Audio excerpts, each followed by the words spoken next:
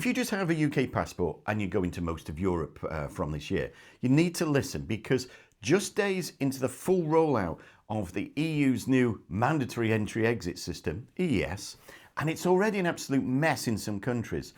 2 to 4 hour queues going in and out. People actually wrongly denied entry, and get this, planes actually leaving passengers behind. So imagine the chaos when the school holidays are going to hit. You see, the days of the passport stamp, they're dead.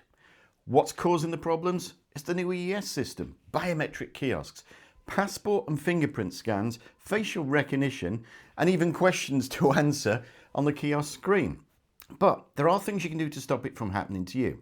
Anyway, if you need more detail on the new EES system, there's the video right up there, and there's more of them in the description. But let's get cracking with the first problem and solution. First off, you need to be off that plane first. Why?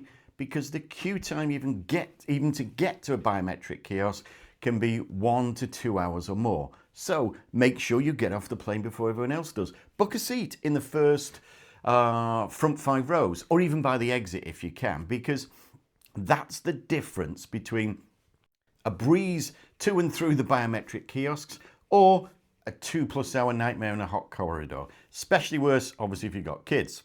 Oh, here's a quick tip. Use the toilet on the plane before you get off, just in case you can't find one in the airport. Anyway, next one. There's clear evidence that kiosks, the biometric kiosks, are actually wrongly denying some people entry. Complete mistake. And they're computer glitches. They either think you've overstayed. Worse still, the software on the kiosks actually crashes. The border guards tablets, they have software to check things. That crashes as well. Or even worse, as daft as it sounds, the batteries run out. Now, that then immediately and automatically forces every single thing to stop and go to a very, very slow manual system. The solution: carry paper evidence for everyone, such as flights in and out, hotel bookings, if you've got transfers, insurance, etc. If the system goes down, having physical proof will often get you actually moved on to a manual lane. Next one, coach transfer to your hotel. So if you're stuck in the EES queue at the airport, that coach isn't going to wait for you. They've got a schedule to meet and 50 bums on seats to drop off. Now, you may be thinking, well, you've got legal rights to a refund, compensation, free taxi to the hotel. You don't. This is classed as a border delay, not a transport failure. The company provided coach, it was arrived on time, you simply weren't on it.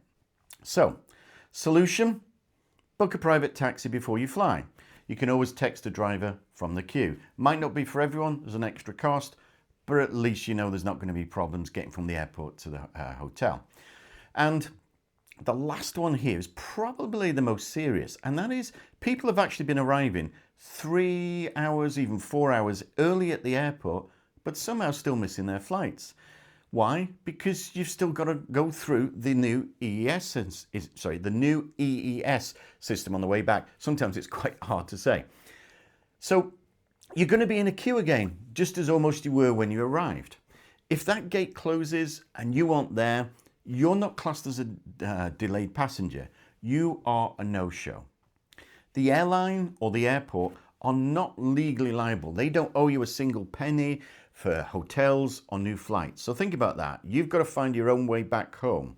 So the solution for your return journey, once again, book a taxi.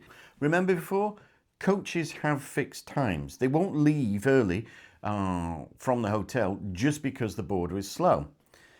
And one last thing, don't scream at the airport staff. It's not theirs or the airline's fault. I know you want to, I completely understand it. It's a government border system problem at the airport.